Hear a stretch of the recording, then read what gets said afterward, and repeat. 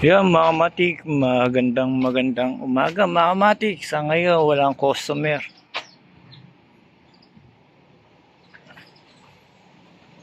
Ayan, okay lang yan mga matik. Ngayon mga matik, meron akong papakita sa inyo na kita ko to sa Prieto mga matik.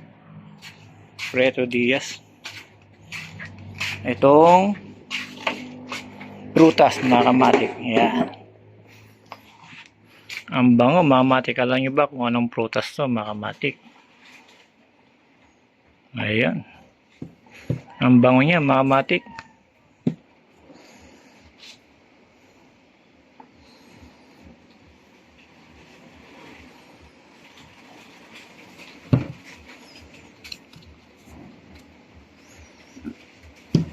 Napakabango niya.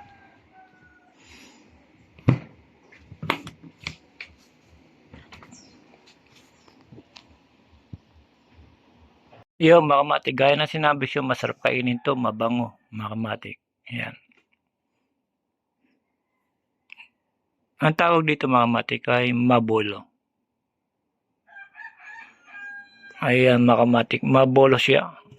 Mga taga Bicol, sawang-sawa na sa dito eh. Siyempre sa tayo, taga Maynila, mga kamatik, eh bihira lang tayo makakain nito. Ngayon nakakita ko, doon sa Prieto, kumuha ako mga kamatik. Ang sarap.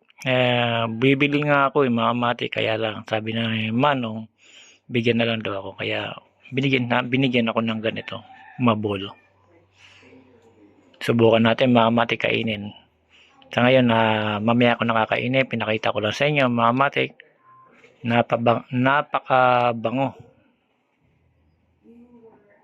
Ito mga kamatik kasi mabalahibo siya. Kailangan hugasan bago hiwain mga kamatik para hindi tayo madali. Yan mga matik, hanggang dito na lang mga matik. Gaya na sinabi ko, lahat na nakikita ko ipapakita ko sa inyo mga matik. Ganitong prutas ay tatawag na mabola. Yan mga matik, ako si Duka Matik. Salamat sa panonood. Hanggang dito na lang. Salamat.